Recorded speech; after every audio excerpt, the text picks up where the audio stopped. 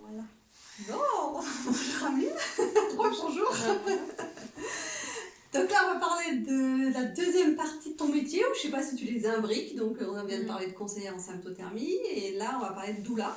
Ouais. Donc, qu'est-ce qu'une doula? Parce que j'ai mis pour préparer l'émission de la radio, j'avais mis un espèce de sondage sur est-ce que vous savez ce que c'est une doula? Et il n'y a qu'une personne qui m'a répondu oui. Il y en a plein, je sais pas, et 3 non, je crois. Et plein, je sais pas. Donc, je suppose qu'ils ne connaissaient pas ce que c'était une doula. Ouais. Effectivement, c'est pas très connu en France pour l'instant, les doulas. Une doula, c'est une personne en fait qui va accompagner et soutenir les futurs parents pendant la grossesse, l'accouchement et les premiers mois de vie du bébé. Donc, D'accord. Oui, c'est c'est une grande vraiment période. autour de la naissance. Ouais. Ça va vraiment être un soutien non médical, donc complémentaire de celui de la sage-femme et du gynéco, et qui du coup va être axé vraiment sur le prendre soin en fait, des parents, donc prendre soin de leurs émotions et de comment ils vivent la grossesse ou les premiers mois de vie avec bébé, de vraiment leur donner un espace pour parler de ça en fait, de leurs questions, de leurs doutes, de ces émotions-là. Et ça va être aussi mon rôle de les aider à construire leur projet de naissance, répondre à leurs questions, leur donner des infos et leur donner un maximum de billes pour qu'ils puissent faire leur choix, en fait, reprendre leur pouvoir sur l'accouchement et sur les premiers mois de vie du bébé, en sachant quel choix justement ils ont au moment de l'accouchement. Est-ce que c'est obligé d'avoir une péridurale? Si on ne veut pas avoir de péridurale, qu'est-ce qu'il y a comme option? Comment est-ce qu'on serait approprie Comment on l'impose aux médecins, c'est des fois évident.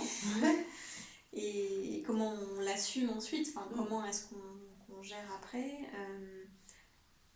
Et enfin, donc je parle de la péridurale, mais c'est valable pour tout en fait, parce qu'il y a beaucoup de choses au final au moment de l'accouchement qui peuvent être choisies et qui sont du coup un peu imposées par un protocole médical qui dit bon, on va faire comme ça, mais en fait il y a pas mal de champs libres pour nos besoins en fait. Ouais. Donc mon rôle, ça va être aussi de les accompagner justement vers ça, vers la recherche de leurs propres besoins et de pouvoir ensuite les amener au moment de l'accouchement. Et une fois que le bébé est là, de la même manière, de faire des choix aussi en conscience. Est-ce qu'il y a un allaitement ou pas? Si oui, comment on le met en place? C'est quoi qui va aider? Qu'est-ce qui va au contraire pas aider? Et enfin voilà, sur plein de sujets en fait. Et alors moi, dans le contexte, effectivement, il y avait aussi une question dans le sondage sur la radio là, qui était venue, c'était quelqu'un qui disait c'est quelqu'un qui accompagne les femmes célibataires. Et effectivement, moi, quand j'ai connu ce métier, c'était une patiente que j'accompagnais et qui avait un bébé de 7, 8, 9 mois et qui avait été accompagnée à son accouchement. Elle était mère célibataire, elle avait été accompagnée par une doula. C'est comme ça que j'ai connu. Et donc ma question, c'est est-ce que tu as plus de femmes seules que tu vas accompagner ou vraiment des couples qui en conscience disent bon voilà la médecine nous propose ça comme protocole mais nous on aimerait avoir une vision plus large. Les doulas sont pas spécialisées avec les femmes célibataires, il n'y a pas de lien direct. Le fait est que forcément quand on est seul pour un moment aussi particulier, forcément avoir un soutien c'est important, donc évidemment ça va être encore plus approprié pour une femme seule. Mais pour les couples c'est aussi important parce qu'en fait la doula elle va pas remplacer le père. Elle est là en accompagnement des deux, en fait, de la mère et du père. Donc ça a aussi son intérêt quand il y a un couple qui soit stable ou pas d'ailleurs, mais enfin voilà, il y a un intérêt aussi dans ces cas-là.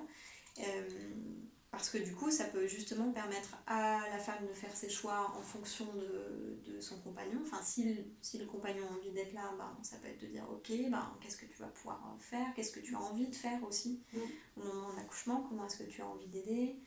À la femme de pouvoir lui proposer un espace aussi pour dire de quoi tu as besoin de la part de ton compagnon, de quoi tu as besoin en plus que lui ne pourrait pas t'apporter, ou est-ce que tu as envie de ne pas être avec lui au final le jour J, parce que voilà, tout ça c'est des choses qui sont un peu laissé de côté en fait au moment de la Bah, préparation. imposé, on Ouais, laisse ça. pas le choix aux gens. Ouais.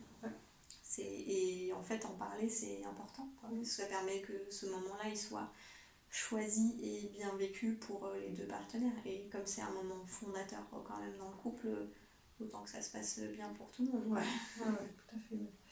Et justement, bah, moi pareil, je pense toujours à la sexo, parce que souvent j'ai des couples qui viennent après au cabinet parce que les femmes, après l'accouchement, ont une baisse de libido et sont tellement centrées sur l'enfant que le couple en pâtit un peu. Est-ce que du coup, toi, t'en parles aussi pendant cette préparation-là et ce temps-là, et du coup, la communication que tu arrives à instaurer dans ce couple permet-elle une meilleure sexualité du coup derrière?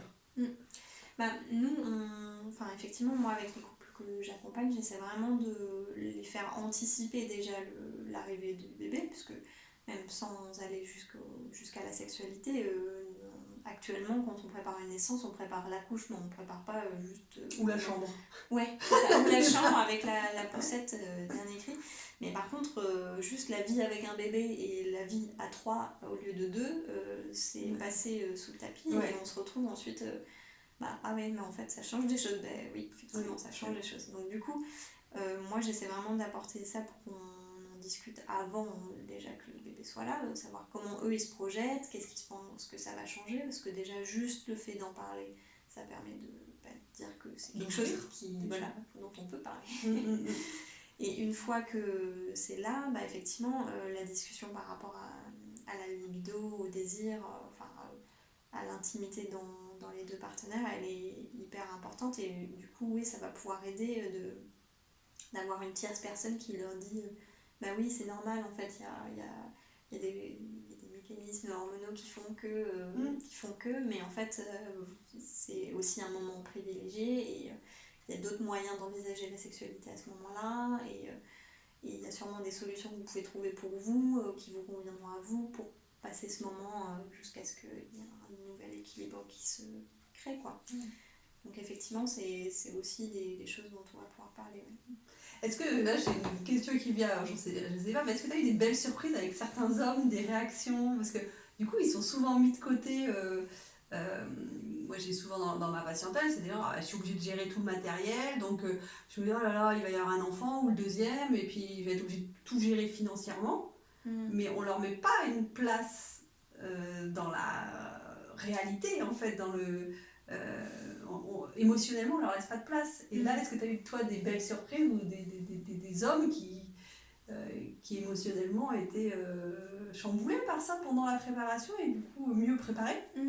En fait, à partir du moment où on leur laisse la place et où on leur propose de la prendre, généralement, ils s'en emparent, en fait. Parce qu'effectivement, c'est quand même assez rare qu'un père soit complètement insensible à l'arrivée d'un enfant. Surtout, peut-être pendant la grossesse, c'est difficile pour eux de s'imaginer, parce que c'est encore assez peu concret pour eux, mais une fois que le bébé est là, c'est quand même... quand on leur laisse la place, ils s'impliquent émotionnellement.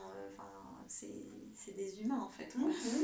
Et du coup, effectivement, l'accompagnement, en leur permettant d'être là et d'exprimer leurs besoins à eux, ça leur donne un boost de confiance en eux qui est juste énorme. Et donc effectivement, après on se retrouve avec des super papas qui prennent autant de congés qu'ils peuvent pour soutenir leur compagne, qui vont faire ce qu'ils peuvent pour aider aussi par rapport à l'allaitement. C'est vrai que c'est souvent perçu comme un truc qui va faire fusionner la femme et l'enfant et laisser le père à côté, alors qu'en fait il y a plein de moyens pour un père de s'impliquer pour que l'allaitement se passe bien et être en lien avec sa femme et son enfant, même s'il y a un allaitement, quoi. Donc ouais, l'accompagnement, il va permettre ça, il va permettre qu'il puisse justement prendre la place qu'il souhaite et pas celle qu'on lui impose. Oui, sociétalement. Ouais, c'est ça. Ouais, donc tu dois avoir plein de réveils ou d'éveils paternels pendant cette période-là, enfin maternelle aussi, hein, parce qu'effectivement, l'instinct on dit à l'instinct maternel, mais je suis pas sûre que ça existe, donc tu dois avoir des belles révélations, en tout cas pendant tout cet accompagnement au niveau émotionnel, justement. Ouais, mais effectivement, que ce soit homme ou femme, pour moi, les deux sont chouettes et ça va ensemble. Ce qui est intéressant, c'est quand dans le couple, ça réveille des choses. Ouais. Et quand chacun...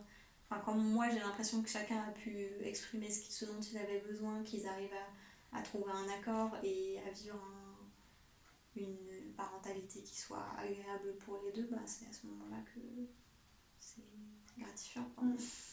Je trouve ça vraiment beau parce qu'effectivement, pour recevoir les couples, vraiment, je le redis, mais après coup, moi, je les reçois voilà, 3 ans après la naissance, des fois plus tard, ils ont laissé traîner et il y a une mauvaise communication qui s'est installée, où je reçois même des femmes seules qui ne disaient plus de libido. Et quand on retrace l'historique, c'est après l'enfant. Et en fait, il y a eu un fossé qui s'est installé. Alors que toi, ton métier, aussi bien doula et que conseil à l'enceinte, je trouve que ça rapproche et ça crée un espace de parole dans le couple qui est... en tout cas, moi, je le prends comme quelque chose de très touchant, en fait, qui n'est pas forcément évident dans la société actuelle de mettre en place cet espace-là. Oui, effectivement. Et le but, ça va être justement d'éviter ce fossé dont tu parles, d'éviter qu'il s'installe et qu'ensuite ça creuse un fleuve immense. Parce qu'en créant cet espace de parole, ensuite il n'y a plus la place pour ce fossé-là. Oui, ça doit renforcer les liens, mais de façon extraordinaire. J'imagine, parce que je les vois, je vois quand le lien, le lien, c'est pour moi une espèce de corde et qui reste presque plus qu'un filament prêt à péter, quoi. Il est hyper tendu quand ils viennent au cabinet. Et je trouve que toi, ça, au contraire, ça resserre ce lien-là. Et je trouve ça beau, en fait.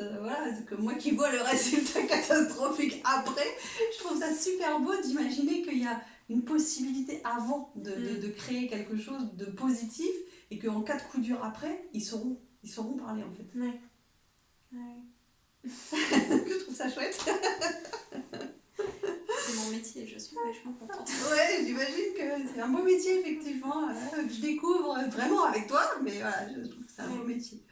Bon, on peut te retrouver sur des réseaux, une façon de communiquer ou de te contacter s'il y a des gens qui sont intéressés par cet accompagnement. Moi, du coup, j'ai une page Facebook qui s'appelle Intuitive et j'ai mon site internet qu'on a déjà donné sûrement qui est intuitive-ameline.fr. D'accord. Donc, c'est les deux moyens de me contacter. Puis moi, j'organise aussi régulièrement des salles de parole pour soit les futurs parents, soit les femmes qui viennent d'accoucher. Donc ça permet aussi de rencontrer d'autres personnes qui sont dans la même situation, d'échanger et de déposer aussi un petit peu. T'as eu de l'actualité là pour ce mois-ci ou pour l'été ? Ouais, pour ce mois-ci, j'organise un atelier ce samedi là avec une sophrologue. Donc on va faire un atelier pour les femmes enceintes cette fois vraiment. Le 15 juin chez Angel Omilga et je fais 2 cercles de parole aussi dans un cabinet d'un sage-femme qui est à Saint-Laurent-de-la-Prée au sud de La Rochelle. D'accord. Donc un pour les couples qui attendent un enfant et un pour les femmes qui viennent accoucher justement. D'accord. Ok, et tu as d'autres activités sinon, donc tu faisais groupe de parole et tu m'as parlé d'une formation en symptothermie à la fin du mois. C'est ça. Le 28, 29. Le dernier week-end de juin. Le dernier samedi de juin. D'accord. C'est cette formation. Ouais, c'est ça. En formation en symptothermie. D'accord. Okay. Bon, donc sur La Rochelle et ailleurs, tu as dit aussi tu peux faire des rendez-vous par Skype. Ouais. Pour la partie doula, un peu moins. Oui, forcément, oui. Symptothermie, oui, mais doula, non. Ouais, là vraiment c'est plus je me déplace et du coup là je peux faire un petit peu plus de route, ça me pose pas de soucis. D'accord. Ok, je te remercie beaucoup. Merci à toi. À bientôt.